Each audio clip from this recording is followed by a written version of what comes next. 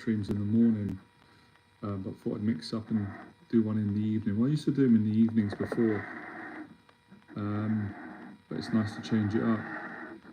So I did a good client mentoring session today with my client Phil for about 3 hours, and I was just thinking about one of the things that was helpful that we went over in the session, and things that I'm working on in my life, and many things that I think everyone struggles with it, and that's uncertainty, and that's where people struggle with patience. So I want to give you some tips today. We're going to talk about that and hopefully get some questions going, and it gives me a bit room to sort of to verbalize the things that I'm learning, the things that help my clients, and collection of things that I'm also learning from other people, because that's one of the great things I love about learning.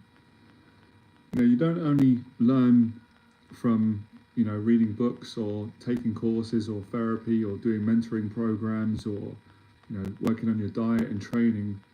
You learn from teaching other people, helping them, and you learn from learning from other people. And you can learn as much as you want, providing how much you're willing to learn and put into practice. But most of the teaching that I teach and the things that I help people with are tools, practical tools, mindsets, courage, discipline, goal setting, and building a habit, a routine. So a lot of the learning, most of the learning, if not all of it, is experiential. And what I mean by that is it's not based on like logic alone, like just reading a book.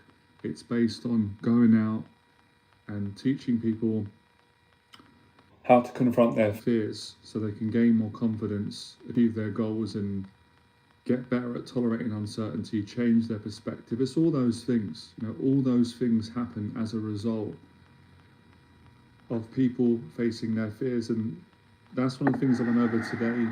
We'll go over this kind of every week. So hopefully we'll get some questions in a few minutes. I've actually really wanted to do more live streams. I personally really like the challenge of setting goals, committing to them, but also being spontaneous as well.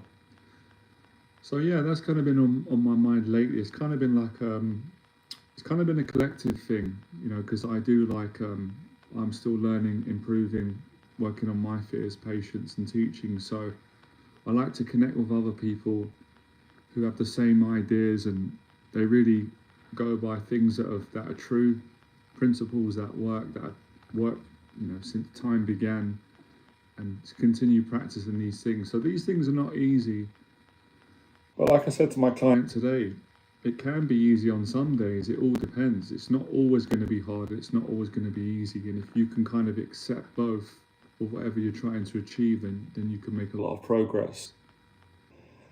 So let's begin with uncertainty. No one particularly likes uncertainty, including me.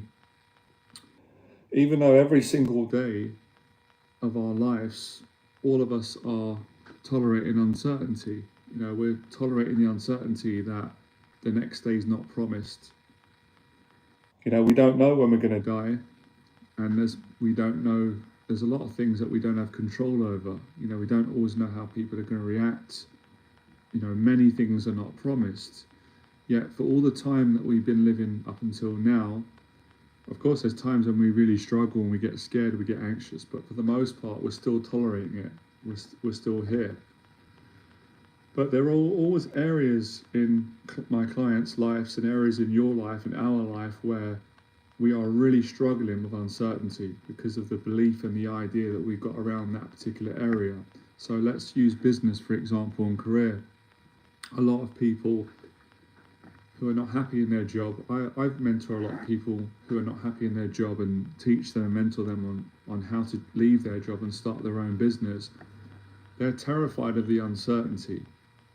So they want 100% certainty that if they quit their job that they don't enjoy, will they be able to make enough money in starting their own business, and will they succeed? Will they be able to handle it? And of course the reality is nothing's 100%. just like your health isn't, your finances, nothing is 100%. But there's a high percentage, if you've got the right strategy and the right teacher and you've got the right discipline, if you stick to it and you practice it, you've got a high chance that you will succeed and you will be able to change your job. You've only got to look around the world at how many millions of people have faced their fears, built a successful business, initially started with no money, or initially was in a job that was a dead-end job that they weren't enjoying. It was stressing them out. They weren't passionate about it. It wasn't purposeful.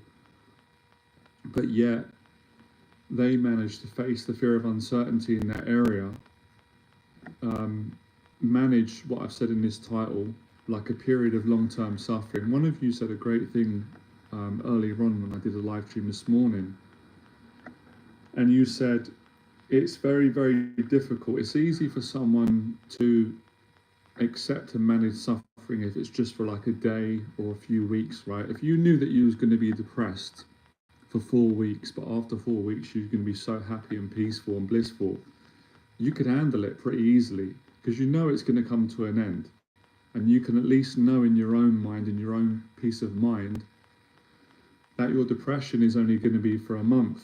So it's still not going to be nice, but it's easier, right? Or if someone said to you, if you were, let's say you got no money right now, you got financial problems, but someone said that you got to be homeless for a month. Obviously, it's not nice. It's not ideal. But if you could stick it out for a month, they were going to give you £1 million. So you know that you're going to get £1 million, but you've got to suffer for a month. You've got to be patient. You've got to sleep.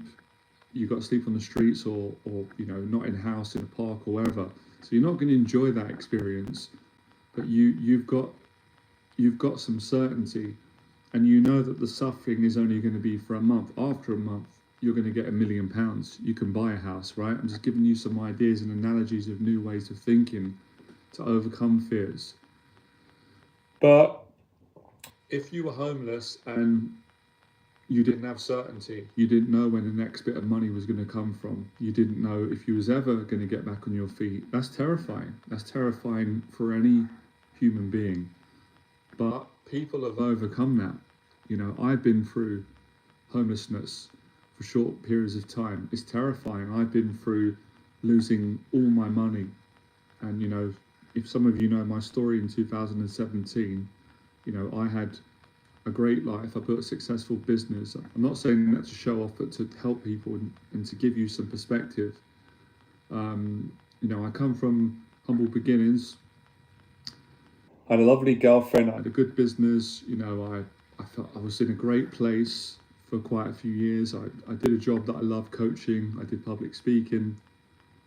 I had the most amazing friends. I met some most amazing clients. I weren't struggling no more. I felt so grateful, so happy. And I wasn't suffering. And I wasn't even thinking about uncertainty too much because I was living my life, and I had that sense of certainty in my relationship with my girlfriend at the time. Money was coming in, business was doing well, I was helping people. So I had that safety, I had that certainty, and I wasn't suffering. I wasn't going through the suffering that I was going through in my 20s when I was suffering from panic attacks and anxiety and what I later know now, some of it was OCD. That had all ended. My suffering had ended because I faced my fears. I worked hard for a couple of years. I went through a lot of challenges, financial, mental, emotional, stuck with it and got there. But a couple of years later, another challenge hit me out of the blue and I had a mental health breakdown, and I couldn't work anymore. And eventually I spent all my money. My relationship eventually drew apart. I didn't really have many friends left. I pushed everyone away. I was unwell. And then I found myself in a mental hospital and I was absolutely terrified. The first day, I've never been so frightened in all my life. It's like my worst nightmare as a child, but as an adult at 34 years of age. One of my, a lot of people's nightmares is going to prison, or even more, being in a mental hospital, because, when you're younger growing up, it isn't good, but, kids make fun of things like that, or you watch movies and you see people going crazy. And if you've watched, it's a great movie by Jack Nicholson, One Flew Over the Cuckoo's Nest. which is it's a great movie anyway. Maybe you should check it out. And it's about, you know, there's quite a lot of layers to the story, but they're in a mental hospital. And I remember watching that film and being entertained, but I remember thinking, man, I'd never like to be in one of those places, and you know, I never really thought about it again. But the reality, when I was in that place, all my sense of security was taken away. And you know, obviously, although I had a loving family, I felt left by everyone because they weren't with me in that moment. And obviously, I didn't want to be in a hospital. I didn't know that I was so unwell at the time, and I was petrified. I felt like, why am I getting punished? What have I done wrong? And I was frantically frightened, and my whole anxiety, my whole survival system was triggered. So I was suffering immensely, mentally and emotionally, from the mental illness, and I was so frightened of. All right, Steve, good to see you. Get your question. I'm just going to finish the rest of what I'm saying, and we'll get the questions done. Please get your questions, all of you. Right, you're not interrupting. What I usually do is I do my talks. I say that I try and get the most important parts out to help all of you, and then I answer questions and we mix it up. So don't be nervous. You're not interrupting me. If you write a question when I'm in the middle of talking, I will get to your question, right? I do like the questions. They help everyone, and it enables me to help all of you. So, you know, in that moment in 2017, on that first day, I was what's going on, G? I'm just here right now, having a tea, enjoying this live stream. Same to you, hope you all. So in that moment, I was, you know, nervous. I was impatient, and I was desperate to get out of this hospital, this mental health hospital, because it was, it just frightened me. I was scared that they were not going to let me out. I was going to be locked up forever. I was going to lose all my freedom, and basically.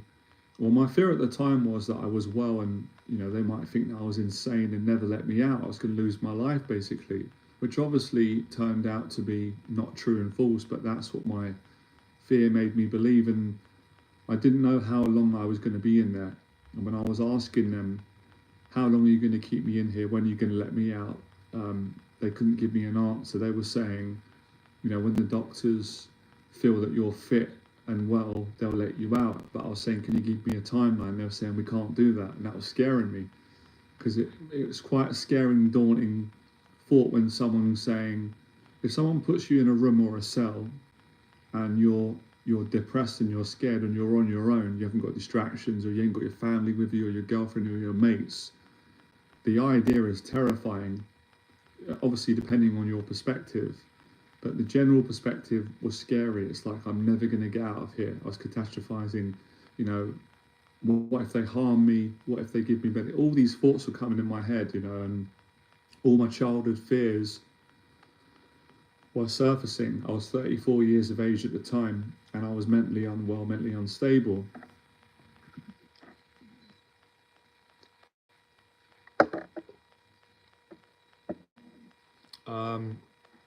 I'm not going to get into those questions right now, political questions.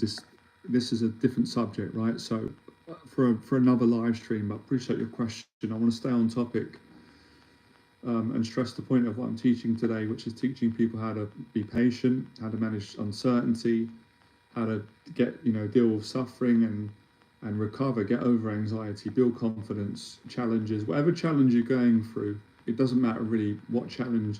You could apply what I'm teaching today, which is coming from my own life experience and from what I've helped a lot of my clients with. And I also want to add things that people have helped me with. So a collection of my life. Sorry, this, don't know why the connection keeps cutting out. Let's just hold on a second.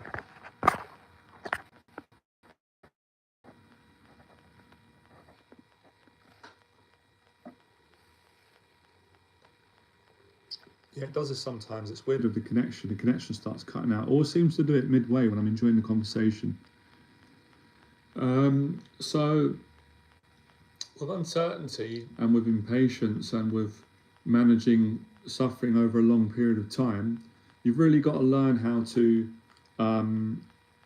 tolerate the uncertainty and the anxiety, and realize that the anxiety is not going to kill you. You're not going to die from anxiety. It's not a comfortable feeling. It's not nice. The intrusive thoughts that you experience, the emotions, the stories that come up in your head, the fears, the perspective.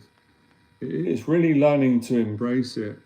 Allow yourself to be afraid, in a positive way, and really try to focus on getting through the day, getting through each and every day, however you do that, whether it's through completing a task. And I had to almost use a catch-22 where I just felt like I was going in a cycle of constant fear when I was in hospital. I felt like I was on a ride that I was never going to be able to get off. But there was something in me that could handle it. There's something in all human beings, this, spirit that can handle it. And your mind's going to say you can't handle it, and your emotions, but you will. You'll get stronger over time, and your perspective will change. And it's also, focusing on something that you can do in the short term. So that's one of the tips of being patient. So if you're setting long-term goals and you're starting to panic and worry that, am I ever going to get there? It feels like it's so distant and far away. You've really got to detach from that and try to be present and be present now and not resist where you are now. And Eckhart Tolle talks a lot about that, and many other teachers, but I really had to learn that in a mental hospital because my body was constantly trying to escape itself. Like when you're scared, it's like a part of you fight or flight, but I couldn't escape. They weren't letting me out. So I was in a small room in a mental hospital. My mind was terrified. I was frightened inside, and it was exhausting. But eventually, I had to make peace with the uncertainty and be patient. And when the first day passed, I was still scared on the second day and the third, but it got a little bit easier. And after 2 weeks, I felt a lot more relaxed. I was a lot more acceptant to my situation in life and where I was. And I read couple of chapters in the Bible and did some praying, and I started to feel I had more faith that I was going to get through it. And I just had to be patient and learn to be patient. And when I accepted that, the suffering started to calm down more, if that makes sense. So the more you resist suffering, the more you suffer. The more you try to push and force anxiety away, or intrusive thoughts, or fears, or certainty. Like people say it a lot. I've spoke to my friends about this who run businesses and coach people, and a lot of times their clients will complain and say, if they're coaching them, when am I going to make money on this program? How long is it going to take? And sometimes the answer is we don't know. Can't always give a guaranteed answer. People want certainty sometimes where you don't have it, but you just got to trust the process and trust that if you work hard and if you offer value in a business and if you sell, and don't be too desperate, but be natural like any business, the money's going to come. But if you're frantic and you're worrying and you're forcing it and you're constantly asking 100 times a day, when is the money going to come? When is the money going to come? It probably isn't going to come when you want it, because you're forcing something that doesn't need to be forced, and you're not accepting uncertainty. You're not accepting that we can't control reality. It's like trying to say now, I want to force it to be tomorrow. We can't do that. No one can do that. But that's what we do sometimes with our own mind, and it causes mayhem in our body.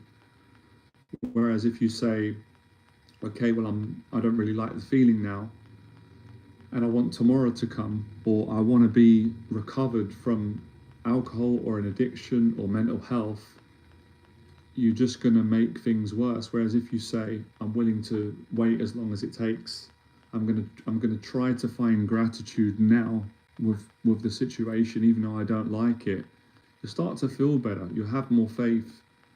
You'll be stronger. You'll be more tolerant.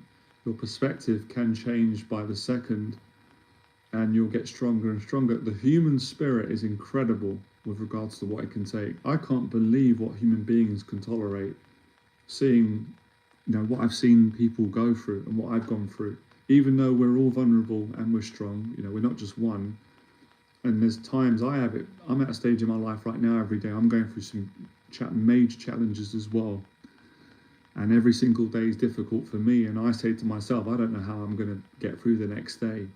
the pressures that I have to deal with running a business, helping clients, my own challenges, my own fears, my own anxieties. But I do it. I get through it every day with the same teaching. And that's why it's good to come on these streams and get support or get some questions in. So I wanted to share some of that perspective because a lot of you have asked me to tell some of my story back in 2017, because I know it's in the past, but there's a lot of perspective I can take from it and help people with and share my story. It doesn't really matter about the time. You know, you can read a book that is back in historical times and you can get strength from it and apply it now. So sometimes it is good to go back into the past to get some knowledge, wisdom, perspective, and to manage uncertainty. So it's almost like it is a bit of a, sorry my language, I don't like swearing a lot, not on the live streams when I'm at work. I don't really like swearing too much. Now and then's all right. I try not to swear. Try and set a good example. So it's like a mental game we can play. If you do it right now, it will make you suffer straight away. If you start thinking about certainty in any area of your life right now, if you think about what's going to happen in the next half an hour, will I feel all right? Am I going to feel anxious? Will I feel depressed? It don't make you feel good. Or how is tomorrow going to go? Or will I be alive next week? Or will I sort my financial problems out that I've got right now? Will they be fixed next month? Or, you know, will my tax bill be resolved? Or will my challenges? These things just drive you mad in the moment, because right now there's nothing that you can do. There's certain problems that you can't solve right now. And accepting that is how you solve the problem. But there are problems that you can solve immediately and you will solve them. So things don't happen overnight, especially good things. Things like overcoming social anxiety, overcoming an addiction, overcoming a porn addiction, alcohol.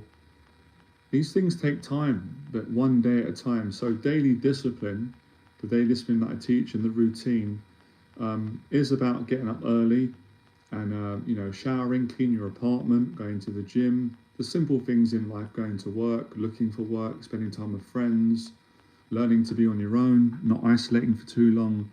It's also a practice daily of learning to manage the uncertainties of life. And I've really enjoyed recently listening to therapists and experts and teachers that work in the anxiety field, and they talk about their struggle with uncertainty, how they've improved that relationship, how they help their clients. So it's about making progress with this thing. Let's get a question going here.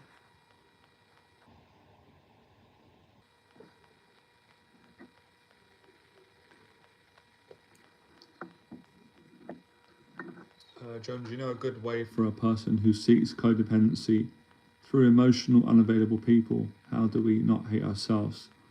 By stopping doing that. I know it's not easy. The answer's in your question. If you keep seeking love and connection and emotional stability or reassurance from people that are not able to give it to you, it's just going to keep perpetuating that same cycle of being stuck. And that comes back to uncertainty again, and patience and self-love and sitting with that. So it's going in a different direction. And it's something that you're going to practice over time. You're not going to get this straight away. Most people are codependent today. They depend on others, they depend on addictions and things. So, like I said, I really wouldn't wish this on anyone, but I'm just giving you an analogy. When I was in a mental hospital in that cell on my own, I had to face all those fears of codependency, all those abandonment fears, all the loneliness, all the fears that I ran away from all my life, in all the different ways that we run from things, through some positive things, success, through negative things, through addictions, through codependency, through trying to get love from people that are unavailable, through not being able to be on my own. I had to face those fears. It wasn't easy. It was hell and back, but after it was heaven. It changed my life and perspective. So, you know, it's going in a different direction. Not easy, but you can do it, and you practice it daily. So another analogy I can give for that is, you know, again, lots of people today You see it in relationships. They'd rather be in a toxic relationship, or they'd rather be in a relationship with someone that they don't really love, or they don't like, or maybe they do love, but they don't really get along with. They've got different views, values, maybe they've got different political views, maybe they're whatever, different religion, whatever. They're not compatible. They're not happy with one another. But one person or both in the relationship, they're staying together because they're afraid of being on their own. They don't want uncertainty. They are codependent. It's an unhealthy relationship. It will never make people happy. So the solution would be to break up, and would be to be on your own and face that fear of aloneness, uncertainty. And obviously there's great things. It's not negative, because you can meet someone else. But a lot of the times, I've been through this myself as well. I've experienced it where I've been dating someone and I like them to begin with and they like me, but as we get to know each other, we discover that we're not right for each other and it's not working. Even though I still care about the person dearly and there's a lot that I like, but there's a lot that we don't like about each other. You know, our values are incongruent. You know, our outlook, our mindset, it's not working. There's too much tension. It's just not right, and we both know it. But it's really, really frightening. I was scared at times as well to end a relationship knowing that I could be on my own for a long time, and there's no certainty when you're going to meet the next person for both of you. And there's a lot of sadness and pain that you've got to face. But if you don't face that fear and pain, then you're basically, it's like an addiction. It's giving you a short-term high, but it comes with long-term depression and pain. So the right thing to do for both of you, and you can do it respectfully, would be to end the relationship and both be on your own and, you know, learn to love yourself more and be more codependent and meet the right person, and or even accept that you may never meet the right person. And that doesn't mean that you can't be happy. You can be happy. That's another belief that's wrong for both men and women. Now, obviously, ideally, most people, including me, you want to share your life with someone. You don't want to die alone. But you have to accept these things. Otherwise, you're not gonna have much freedom in life and much peace, and you're always going to be in the same problem. It's never going to change. I'm reading your question, Steve. A lot of people stay together because they're afraid to see it a lot is not good. No, yeah, exactly. And that's not saying all, because there are some good relationships, but I'd say the majority of the relationships on the whole planet are like that. People don't really want to be together, and they're scared of being alone. And it's sad, really, when you think about it. When you think about it, it's not genuine, is it? It's not genuine with one another. It's quite selfish. But listen, I'm not judging it. I understand I've done it, and life is difficult. And if that's what people want, then that's their choice, right? But today I'm helping people with this subject, and we're talking about what we want and understanding what we don't want, but having compassion for each and every different area. And there's a lot of value in all of them because you learn a lot. I said that to my client today. We had an amazing conversation. He said so many great things and said it's always about perspective. Someone could say, oh, I've wasted my whole life, oh, I've been in a relationship for 10, 15 years and then we broke up or the marriage failed and it was a waste of life. I'm a loser. I'm no good. But that's a perspective. Where someone else could go, no, it's a great thing because it taught me a lot about relationships. And during that time, I really valued the good times we had. And I've learned from the pain or mistakes I've made and I've been able to change my life. So it's, using your perspective in a positive way.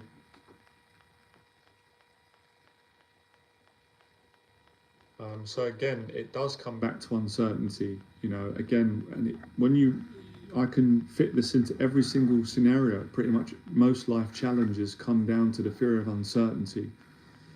People want some level of certainty. So the way that the human mind works and fears and anxieties and instincts and human programming is, people would rather be with someone than not have anyone, because not having anyone can really trigger that abandonment fear and that feeling of, oh my goodness, I'm going to be alone. But you can be happy alone. You know, I've been happy many times being alone and being single. I've also been really depressed and lonely being alone. I've been happy in a relationship and I've been extremely unhappy in a relationship. So it depends on the relationship that you've got with yourself and uncertainty and your passion in life and your other friendships, etc.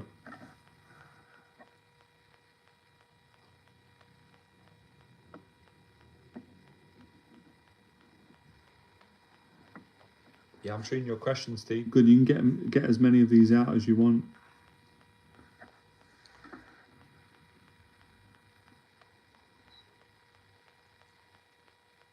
But I'd recommend all of you, I wouldn't stress yourself out, don't make it too obsessive, but really start to study uncertainty. And you will start to realize, this is what happened to me, it's been an ongoing revelation.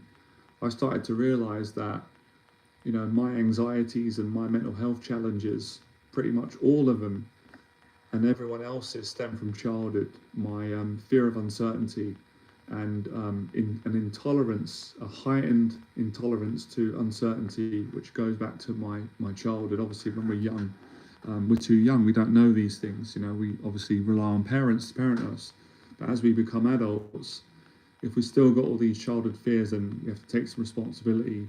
Also, getting help is also a strength, and work at improving our relationship to uncertainty and having it at a healthy level as opposed to an unhealthy level, so we can manage triggers. And that's what strong people do in life, in all areas, through challenges. You know, people of all walks of life, they really have to walk that tightrope of dealing with uncertainty. And, you know, can you imagine, I don't like wars, by the way, but just saying the courage of that men have to have that go to war, knowing that they could die. You know, imagine being in the army or being at war where every single day certainty is really, really unlikely. Like the chances of you dying are extremely high. But they learn to live in those conditions. It's amazing that the strength that they have, strength of mind and spirit. And obviously some people just couldn't cope, you know. Most of us probably couldn't cope. We're not trained in that area, but we're stronger in other areas. So it really is a warrior's mindset. And it is kind of the origin of all of our fears. One, you know, being deaf, uncertainty in the afterlife. Maybe, you know, maybe some people feel more certain, but none of us know for sure. And uncertainty with our future and with the next day. So something to be really developed and learned, and that's where I guess the practice of being present as much as you can, appreciating life, and learning to be of yourself. But it's difficult though, we all do. A lot of people, especially in the Western world, we struggle to be of ourselves. We struggle to be with our own mind and our own emotions. And man, I knew that from when I was a kid. I struggled to be in a room on my own for long without my mum or my dad or my nan or friends. I found it very, very scary and very uncomfortable because of my sensitivity around uncertainty, and especially you know, moving out as I got older. When I first moved into my own place, I was scared to death the first night because I was on my own and I felt alone, even though I had family and friends, but I was in a flat on my own and I had to learn. And then after about 4 or 5 days or a week, I started to relax more and enjoy it and accept it and get used to living on my own. So that's a bit of a metaphor. It's learning to live on your own. And when you can really learn to live on your own and be on your own, you can really be with others. You can have better connections, not be so dependent on people, but you can really connect with people. So it may sound a little bit of a catch-22 contradictory, but it's not. So you can have the best connections of other human beings, but you can also learn to let go and learn to be on your own and connect with yourself. Because if you rely on people too much, you know, you're going to get hurt a lot more. Because what if someone passes away? It's difficult. I've been through that, right? It's really, really difficult. But, you know, it'll be harder. Or what if someone leaves you in a relationship? Or sometimes it happens with friends. It's nothing bad, but you drift apart. You grow. You grow in different directions. Or a friend decides to move. Imagine you got your best friend, right, that you grew up with and you love for many years, but your friend meets someone, falls in love, and moves to another country forever. Now you have to deal with that pain and loneliness. And I know today you can get on, you can get on the internet and talk to them on the phone, but relatively speaking, they're not going to be in your life. Um, that's a good idea, spaghetti. Why not? They're not going to be around like they were before. So it's really learning to deal with loss. And these things sound quite. They sound really they can sound like really doom and gloom and very frightening. But from a different perspective, they can be very positive. And I used to not like hearing these things when I was growing up. I didn't like hearing about death, about loss, about challenges, or you could lose your house, you could be homeless, you could get a health challenge. These things terrified me. And I realized it wasn't good because it stopped me from being more free in my life. And as I got older, I started to realize that I have to accept these are things that are going to happen in life, to me, to all of us. It's only a matter of when. So I need to learn to build the tolerance to have a better chance at handling them. Um,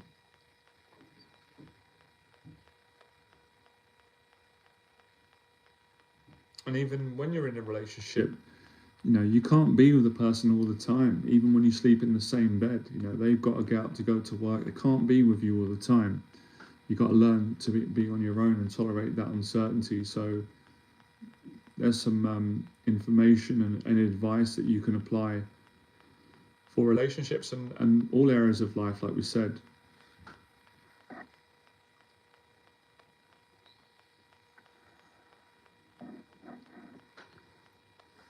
Oh yeah, that's you're right, Steve. They're still there in spirit, man. That's true, man.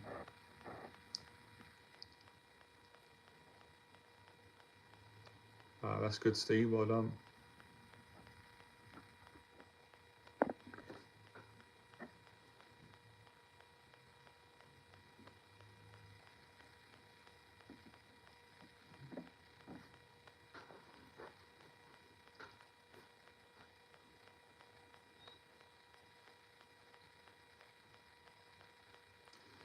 So yeah, the session today kind of invoked this, and the question, I can't remember who it was, one of you this morning on the live stream made a point of saying it's hard for him and people to tolerate and accept suffering over a long period of time, and he is correct. So another thing that I learned for all of you is when I do the running, I really enjoy the running, even though it's difficult. I've done hundreds of runs now throughout the last 2 years that I've been running in Regent's Park. But there's sometimes when I'm running, my mind will go into anxiety and uncertainty, and my mind will start to question me and say, how long is this going to take? When are we going to finish? Or I'm not enjoying it now, or it's getting unpleasant, or I don't like the thoughts that I'm having right now. I don't like the emotions. I don't like the memories that I'm having. Your mind starts to do what it does. It starts to freak out, and then you start to think, oh, I want to finish this run. I don't want to think about problems in life or things that bother me or get me scared. I want to end it. I want to get away from this. I want to have safety, certainty. I want to eat some junk food or go to, your mind starts panicking. And I'm still learning now, as we learn every day. One of the things many things I'm learning through running, and tools that I like to learn from running that I can bring into mentoring sessions and just life in general, is I've had to really accept that and honor that and learn what I learned in the mental hospital and at different stages of my life, and with the therapy that I'm doing at the moment, CBT, and with helping my clients. I've had to learn to tolerate the uncertainty and just say, I'm going to accept that I am uncertain right now. And, although when I go for a run, sometimes I set a time and say, I want to run for 2 hours today or an hour at least. But there were periods on the run where I just didn't know how long I was going to run for. And there's times where I didn't know if I was going to get tired or not. So a lot of questions around certainty that my mind would ask, like, how is the run going to go today? Am I going to feel good? Am I going to feel secure? Am I going to be grateful? Am I going to feel fit? Am I going to feel um, whatever, kind, generous after? Will I be able to help more people? Am I going to ruin my diet? All these questions will start coming up. And it comes from that same place of uncertainty and fear and anxiety and needing certainty all the time, which isn't healthy or not realistic. Other things like, will I, is the running going to help me with some of my challenges mentally, emotionally? So many different questions that I just don't have all the answers to right now. And other things like, will the running, because I'll share it with all of you. I had a vision in 2017, and I still don't know if it's going to work, right? Uncertainty. And I wanted to really get fit in running and training and do some type of documentary or go on podcast shows or inspire a lot of people that they can come back from mental health or challenges and use the medium of training and running, right? So it's a huge passion, but I don't know if it's going to work out or not. I have no idea. I know that I'm making progress. So when I'm on the run, sometimes those questions would come, and then like, why am I doing this?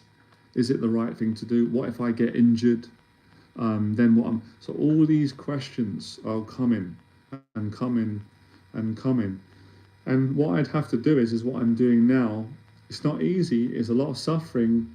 Just not try and answer those questions. Just let my mind do what it does. Let the anxiety do what it does.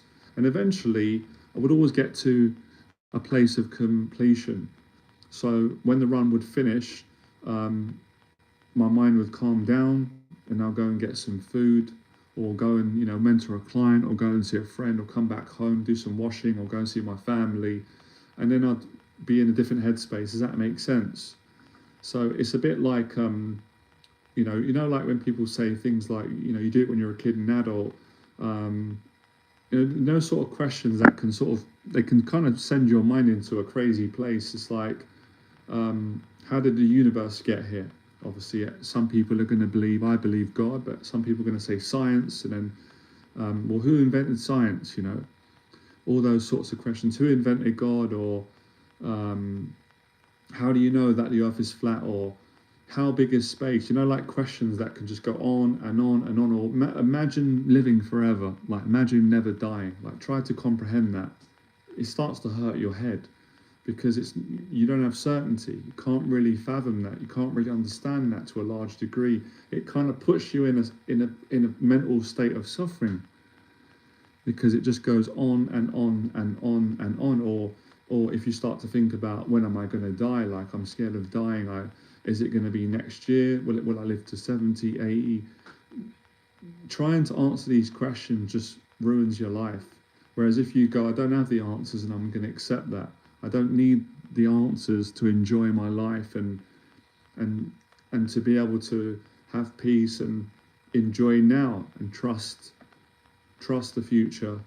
Does that make sense? It should make sense. A different way of explaining it.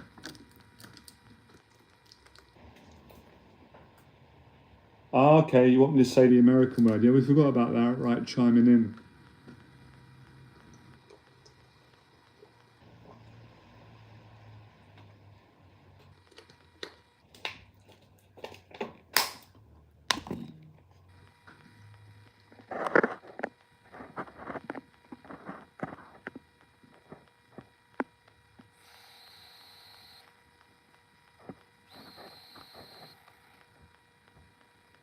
Yeah, well, that's a good point, Steve. I mean, that would be the same. Yeah, if you got a plant when it was, not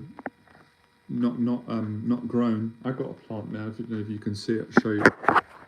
You see that? Quite a nice one. It's a big one. It's grown a lot. I kind of bought it when it's big, but yeah, if you just got like some soil and put some seeds in, and if you were checking every minute if the plant's growing, you're going to go insane, because you're not going to notice it.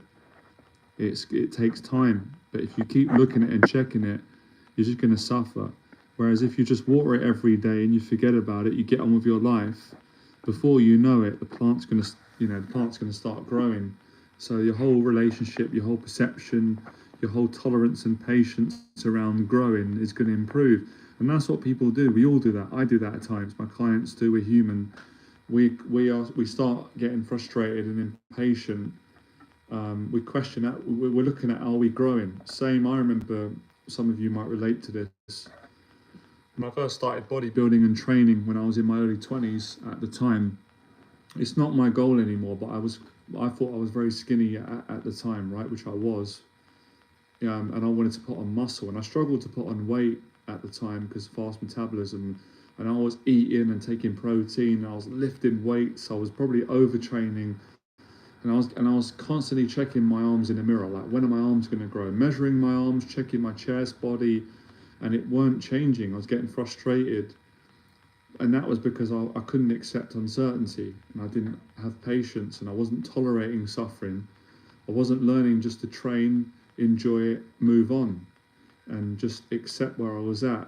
So the more I checked, the more frustrated I got, and the more I just started to see insecurities, and I couldn't notice it. But over time, I got sick and tired of checking compulsively and comparing and putting myself down and getting angry and frustrated. And after about a year and a half, people started to say to me, "Oh my goodness, look at the shape you're in." And I was like, wow, yeah, I didn't really notice it now. So it happened by letting go of trying to control my reality life and accepting uncertainty, just putting in the work each and every day, enjoying it, and taking my time. And after a couple of years, I transformed my body and put on quite a lot of muscle and changed everything. So did my friends. But for a long time, it just felt like I was never improving. I was like, what's the point of this? Like, it's not fair. Like, everybody else is succeeding and I'm not. Must be something wrong with me. I'm not good enough. And it had nothing to do with that. It was that I was too impatient, and I wasn't managing other areas of my life. I was just putting all my eggs in one basket, which can be good at times, but also negative. And that's what a lot of people do in life. Over the years, guys and girls, many people have asked me about YouTube, and I've said to them, one of the best ways to build a business, it still is, it's not the only way, but one of the best ways is start a YouTube channel. That's how I built my business, most of it. That's how I reach people around the world.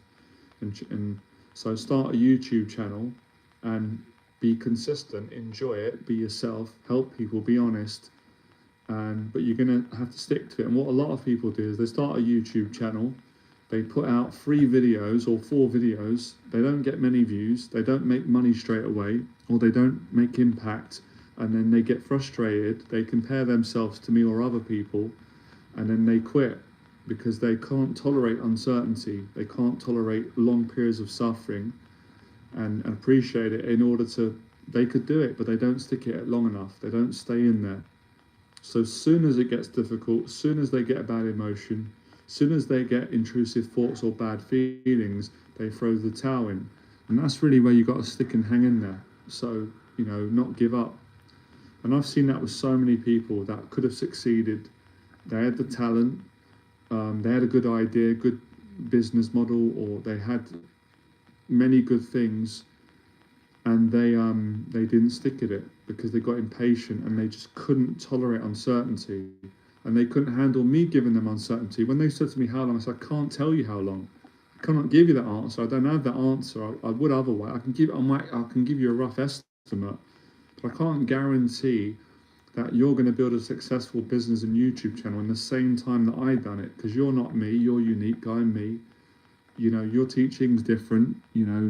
There's so many factors in play. But what I can guarantee is I can't guarantee anything. But if you stick at it and you give it your best, you've got every chance to succeed in.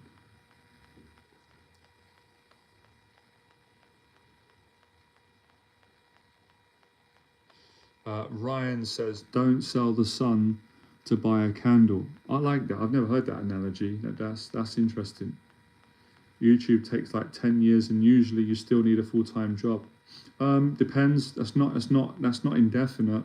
Could do though, but that's not necessarily true. But it could be. You're right. Depends on the person, on the time.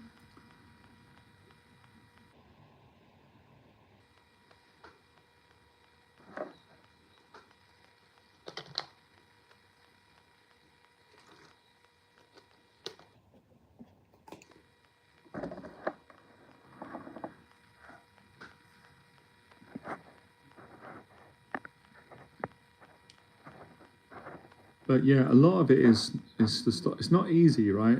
Because a little catch that I don't want to put all of you into, and it happens to me sometimes. If you start thinking about uncertainty, you can get stuck in like a cycle, and it can start to frighten you and make you feel restless. Because then your mind's going, yeah, oh bloody hell, uncertainty. Yeah, there's so much uncertainty in my life. Or if you feel like a bad emotion in your body, and if you start to think, oh my goodness, like, what if this emotion never goes away? What if this intrusive thought or negative thought never goes away? Oh my God, I'm going to be stuck with this forever, which is never the case. It's going to go eventually, of course, like all things go in emotions. So at some point, it's also good to forget about uncertainty and time because it can drive you mad. But for the sake of practicing, I wanted to go over it today and remind people of where they could be struggling a lot. Studies. I'm good, man. I'm here. I'm enjoying now. We're practicing, living more in the moment. How are you doing? All right.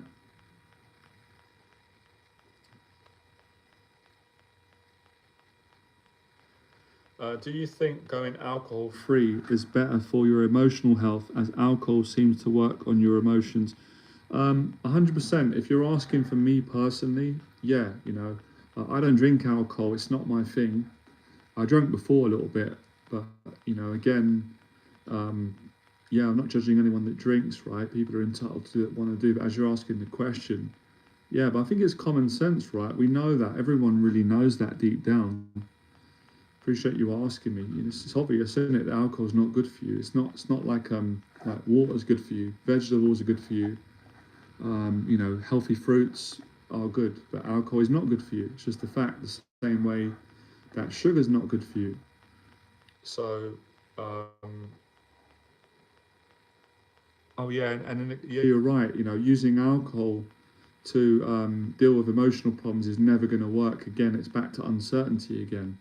Using any sort of like coping mechanism, drugs, alcohol, sugars, chocolates, foods, which we've all done at times, me included, it's not going to give you recovery.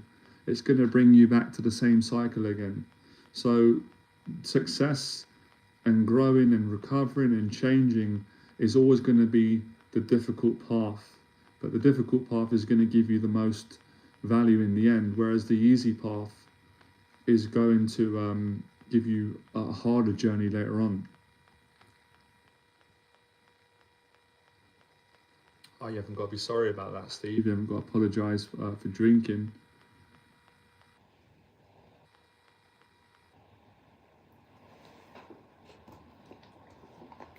But it's also being compassionate as well for all human beings, for ourselves, because it's not easy. These things are not easy, as we know. These are difficult things. That's why teachers and we dedicate our lives to helping people. And these are not easy for me either.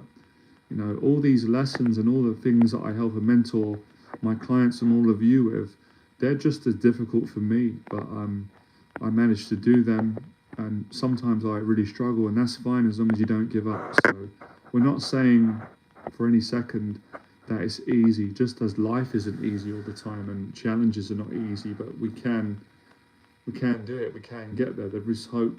You've done it before, I've done it, other people have done it. You're doing it now, and for those that feel that they're not doing it, they can pick up any time and make changes in their life. It's never too late, it's never too early.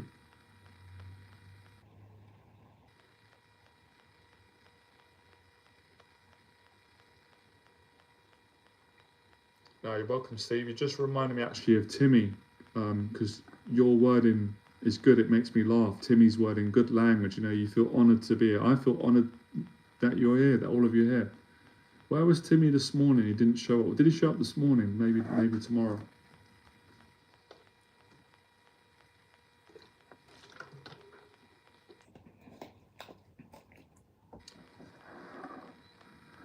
There's a channel that I watch that I like. I'll have to recommend it to all of you. He's got an anxiety channel, OCD. He's really good. And he did a video talking about he's a teacher like myself, and he's good. He shares his challenges and how he helps his clients. And he was saying that most people, all of us, until we choose to do this, are always avoiding their own emotions. They don't want to be with themselves. There's always distractions, whether it is alcohol, it's drugs, it's social media, It's, sometimes exercising. I do that sometimes, escaping through all the different ways, even through positive things, because we're avoiding feeling our own emotions. We don't want to sit and face our own emotions in our own body. And those emotions are usually, they're not always pleasant emotions that we don't want. Shame, guilt, pain, human emotions, or uncomfortable feelings, or uncertainty, or pain. We're so resistant to those emotions, and that's how we cause a lot of problems for ourselves. We don't sit and work through them, and we're trying to avoid certain thoughts, or we don't want to think about certain things, and we're constantly running from ourselves, and that causes a lot of long-term suffering. Whereas learning, again, obviously within healthy proportion, because you can overdo anything, but learning to sometimes sit there and say, what am I running from? Let me experience these emotions that are frightening me, that are unpleasant. And a lot of those emotions are anxiety, are uncertainty, or a fear of losing control, a fear of being out of control, or a fear of, you know, getting to know yourself more. And you really grow as a person when you do that. I guess we're doing it right now, all of us. If you're, I don't know where all of you are sitting down listening to this, but you can also do it on your own, right? You can sit down. I do it quite a lot actually, and sometimes I don't enjoy it. But there's times I can really enjoy it. I go in a room, switch the light off. There's a place in my gym, a prayer room, and I usually go in there, lay down, sometimes for 2-3 hours, and I could really sort of find myself, if that makes sense, and sometimes process a lot of scary emotions come up, and thoughts and feelings, and then you can get to a much more peaceful place, and then you come out there and you learn a bit more. If anything, you learn that. Yeah, I know. Yeah, it's a bit ironic, isn't it? A prayer room in a gym. Yeah, they've got a prayer room in there. Swimming pool, sauna, a basketball court, boxing bag. So you learn quite a lot about yourself. You learn that for a lot of us, we don't like being on our own very much. We don't like sitting with ourselves. We are not comfortable. It's crazy to say it. We're not comfortable in our own body with ourselves. We've got used to being so distracted, and that's it's crazy when you think about that, isn't it? And the guy that I like on YouTube, he said the same thing. When you really stop and think about it, we don't, for a lot of the times, right? Again, not putting anyone down. I'm also still working at this, and there's times where I don't like being with myself. We don't like sitting with ourselves because we're afraid of how it's going to feel. We're scared to feel. We're scared of our own emotions and thoughts because we've been taught that growing up, and we've been taught living in a culture of constant distraction, constantly distracting. Now, of course, a balance again. I'm not saying that you should have no friends. I'm not saying that people should never have a drink unless they've got a problem with alcohol. It's their choice. Or never have some. I had some donuts earlier on that I enjoyed. So I'm not saying that. But what I'm saying is, every now and then it would be useful if we could learn to be with ourselves a bit and enjoy being with ourselves, and being able to sit down and feel our own emotions and do some praying or some meditation and learn to the basics of life. Right, let's get some questions. The more you spend alone, the more addictive it is. That sounds like a quote that one of the celebrities said that you said. Don't know if you heard it there. Rika boy, I spend a lot of time on my own, even though I have a family, busy work life and friends, but I love my own company. That's brilliant. It's great that you got that. That's a blessing. Because not everyone, well, I mean, there's a lot of people, but there's many people that don't like their own company. They always need to be around people. So it's a really good skill to have in life.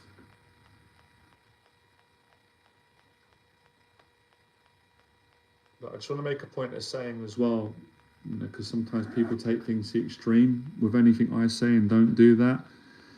I really do raise awareness on mental health for men and women on this channel, And I say to people that it's not good to be on your own all the time. It's not healthy. So it is really important to get out of the house and connect with people. But I also say it's also good to learn to be on your own and have that balance. So if there are people out there watching this who are depressed or suicidal or lonely, then it's great to see Timmy. I can't believe it, Timmy. I was just thinking of you. I mentioned you. It wouldn't be smart if someone is going through, mental health problems, suicide, loneliness, and they're staying on their own to prove a point. No, I'm not saying to do that. That could be not a good thing to do. Like, reach out, get to groups, get therapy, get around people. So I want to make a point as a balance. But those people who are not doing that, no major mental health problems, but just got, anxiety and always needing to be around people. And sometimes that can be people that have got loads of money. They've got all the material things, good health, good relationships, but they don't really have they don't really know how to just sort of appreciate themselves. And I think that sometimes when I'm in here or, other places I lived, I think, wow, like sometimes, like, what would happen if I switched my laptop off and I turned my phone off and I just, sit down on my own. And there's times I'm like, my mind don't want to do it. It gets frightened. I'm like, no, I can't do that. The thought of that scares me, right? But like I said, when I've done it quite a lot, I've quite enjoyed it. There's times I had to do it. There's times I didn't have to do it. So I'd say, again, people can practice it and make it a balanced thing. So you're spending time alone. Let's get some questions. Savaloy is lovely to me, man. I had one the other day. I love that. I had Savoy sausage and batter and chips. It's one of my favourite cheat meals. Can't beat it.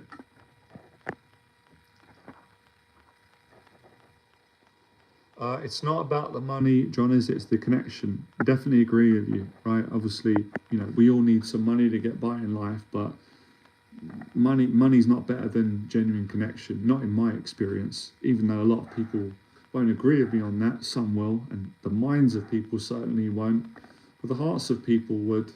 And you've got to come to your own perspective. But from my experience of 41 years of living, having money here and there, having connections, not having connections, there's nothing that can compete with connection with someone that you love and care about. No amount of money in the world, for me personally, that could replace my nan, who I absolutely love, and my friend who passed away, who I absolutely love. It's no amount of money in the world. I'd rather, I'd rather have them. I'd rather have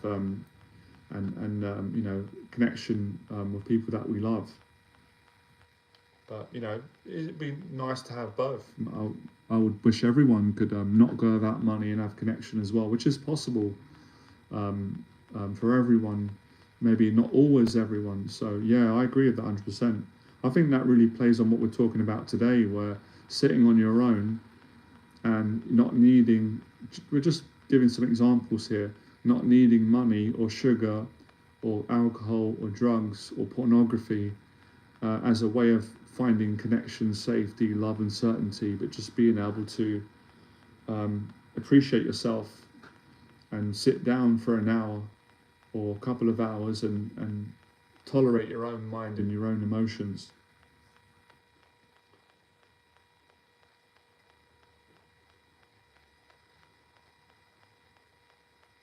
That's interesting. Did you, Steve? Yeah. I'm glad you like the advice. The first time I've seen you on this channel, are you new to the channel? You can subscribe if you want, if you're enjoying the content and the chats that we have and the mentorship.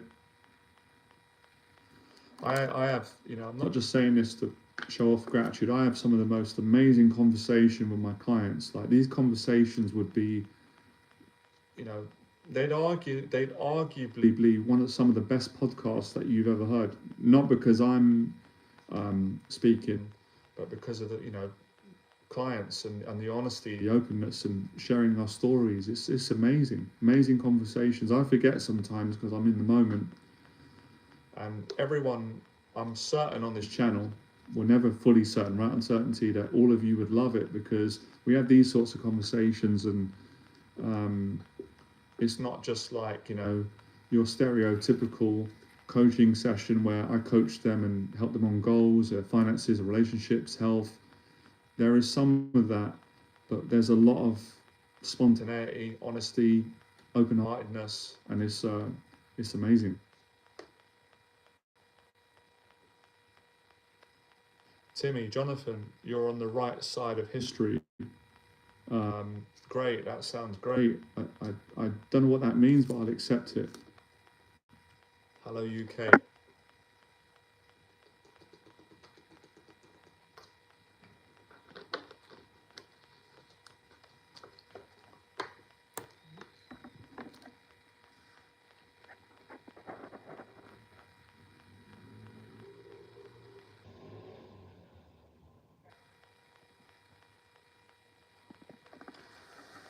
Yeah, I don't know if any of you got any questions or any points that you want to make. Share your perspective on uncertainty and dealing with it.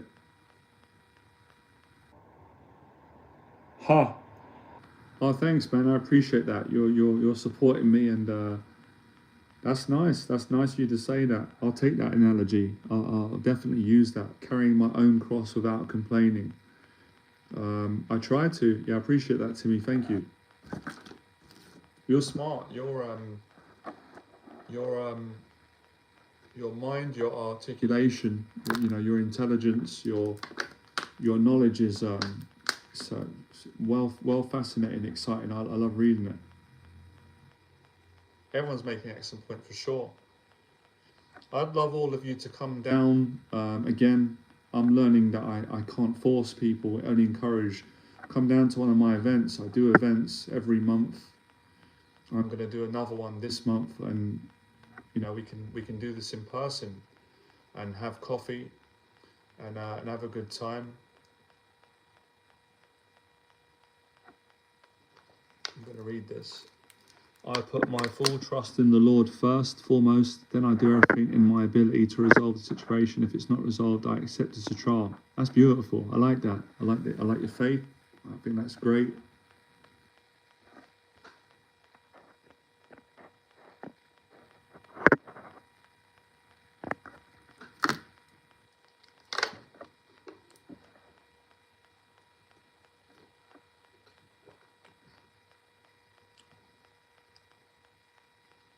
Oh, that's all right. Yeah, I understand not everyone can get to London, so that's fine. That's the good thing about the live streams. I was just making a point of saying, those of you that enjoy the live streams and you want to get more confidence and have a good experience and connection, you're welcome to come to an event in person that I do in London. And it would be nice because we get regulars coming on this stream to get together and have a good time, have coffee. I can do a mentoring session and make it very easy going. It gives people the opportunity to meet one another. You never know what's going to come of it.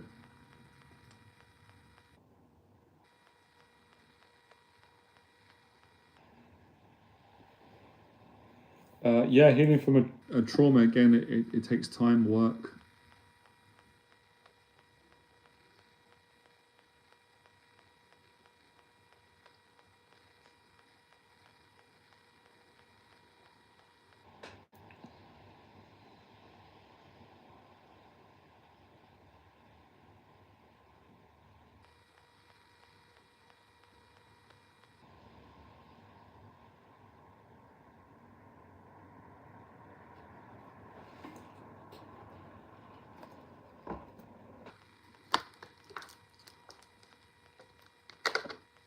Is that the time?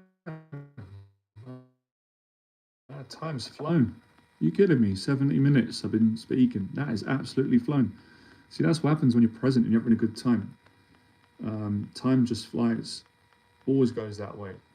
Wow, that's crazy. That happens on the run sometimes. When I said earlier on, when you get into a run, guys, and you're not thinking you enjoy it, an hour can go quick. But if you're resisting the run and you're not enjoying it and you're getting impatient, a second feels like an hour. You don't enjoy it.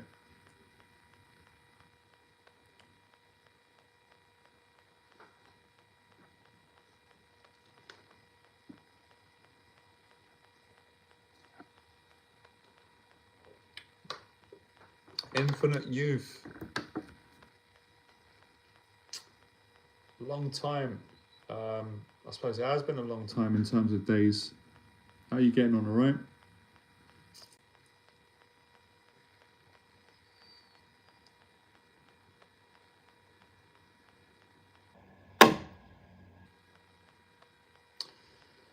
So yeah, with patience, when I say patience, I always think of the movie Highlander. I know that Timmy's seen this movie. I don't know if some of you have seen it. Some of you might be a bit too young.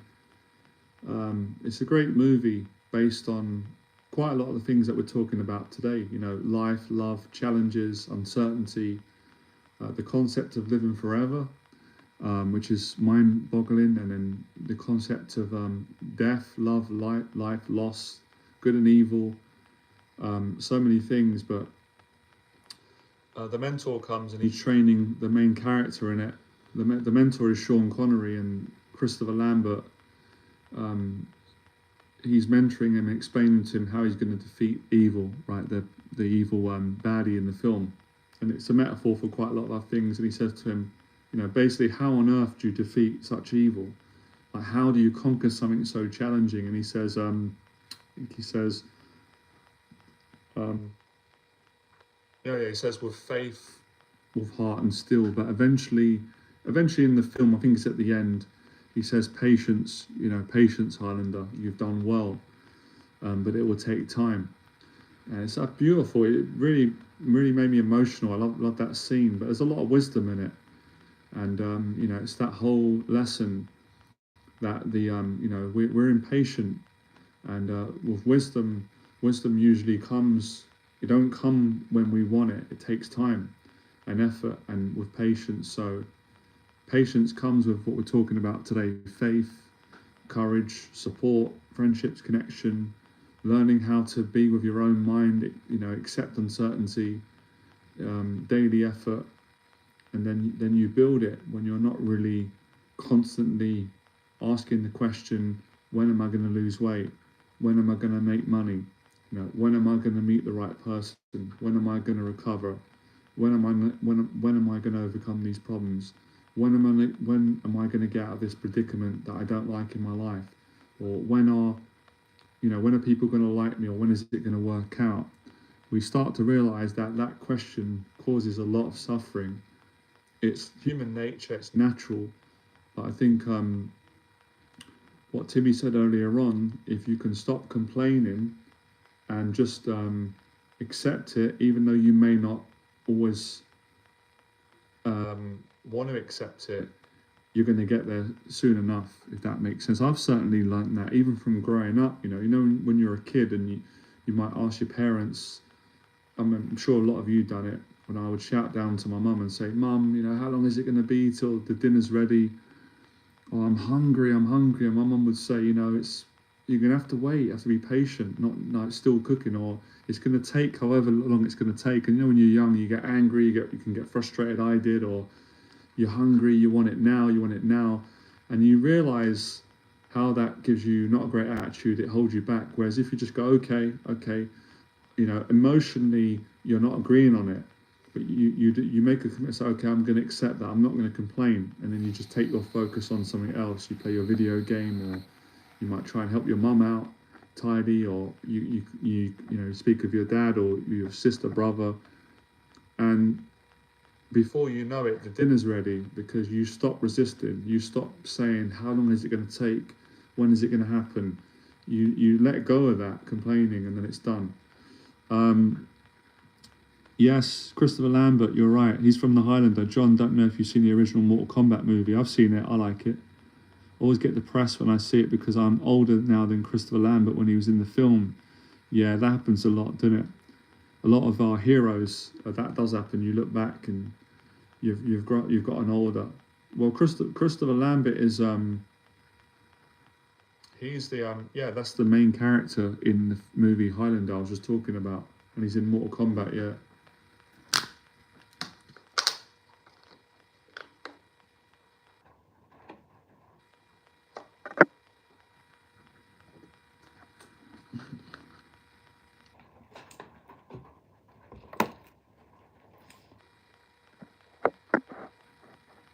Okay, it's good to know you're 40.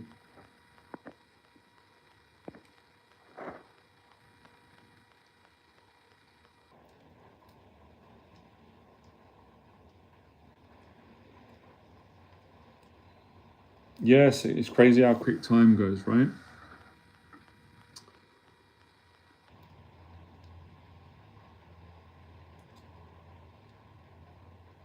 We'll do a few more minutes and then we'll call it a night. It's been good today. Managed to get in the morning and in the evening. I'm going to try and do a live stream tomorrow morning. We'll see how it goes.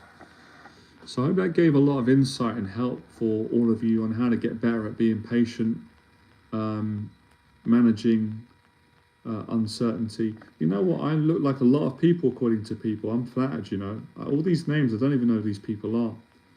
I've been getting that recently a lot. It's interesting.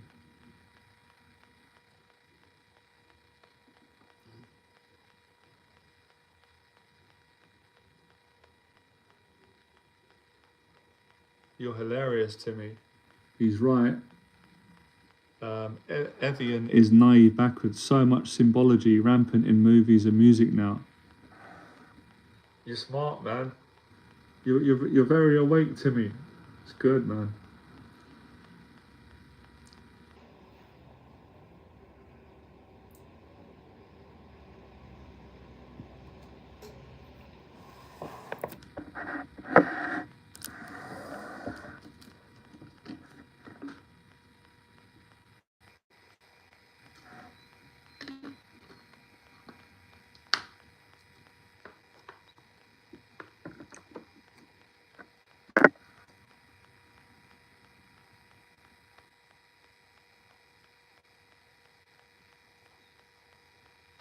Any other questions? We've been kind of coming towards the end now.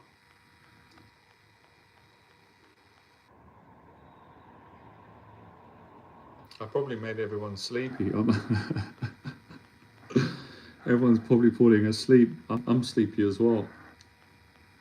You can tire the mind out, you know, by having these conversations. Sometimes, you know, your mind, it doesn't want to hear these things, but you know, your spirit does. It wants to calm down and relax.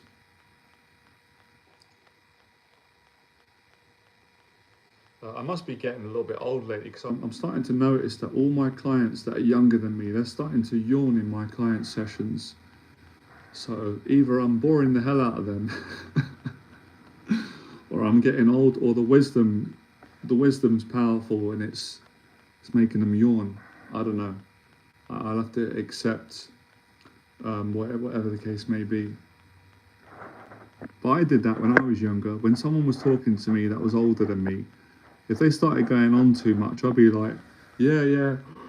Oh, it was like a sign that I just wanted them to shut up.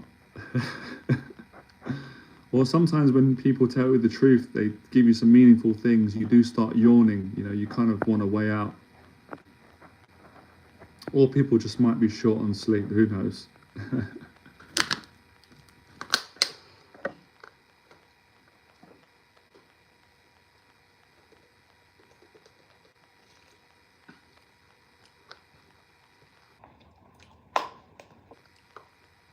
I should have titled this live stream, you know, the cure for insomnia, because I'll talk and put everyone to sleep. No, I really enjoyed it. I really love these conversations. They're really fun.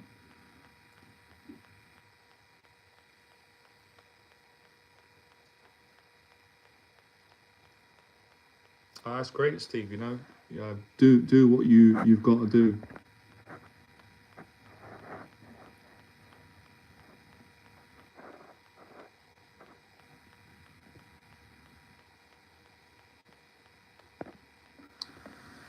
Well, I've learned a lot today already. You know, teaching, you learn so much.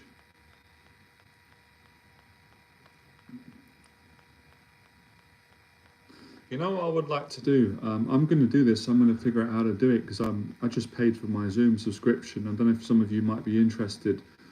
I'm going to start also doing some webinars or Zoom calls. So all of you, or some of you, as many as we can come on video call, so I can do a talk and you can ask questions. Yeah, if that's something that all of you would enjoy, that would be a new challenge for me. I'd enjoy it. I've never done that format. I've seen other people doing it. It would be a step up, really, because the only thing about the live streams is, obviously, you can see me, I'm talking, you're commenting, and it would be nice to have some of you come on a video call so I can see you face to face, connect with you, mentor you, answer questions if people have got questions for me, and people can connect with one another. That would be fun. I'm gonna do that. I'll make a note of that.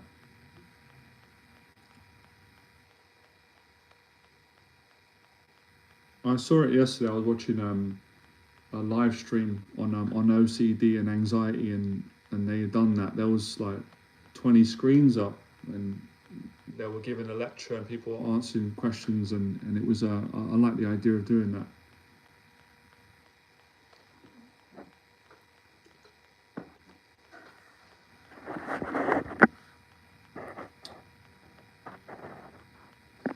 So yeah, just to remind all of you, let you know, I do private mentorship. I do mentorship online for people that want to reach me and get help and support and mentorship online.